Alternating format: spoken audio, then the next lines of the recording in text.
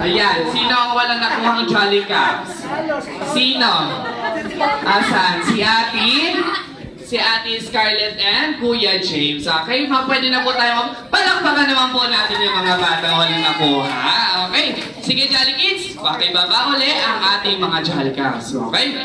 By this time, magbabawas si Kuya Ivan ng 3. Okay? 3 agad. Okay? Kailangan makuha niyo lahat yung mga Jolly Caps na yan. Kung wala kayong makukuha, automatic out kayo. Okay? Kaya naman, Jollibee, ikot kembot, go!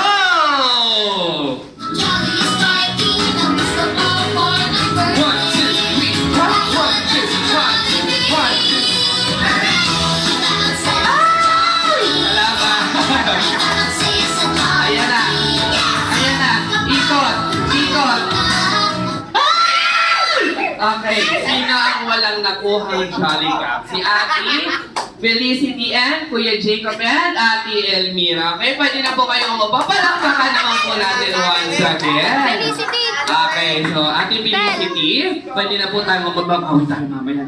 Bell!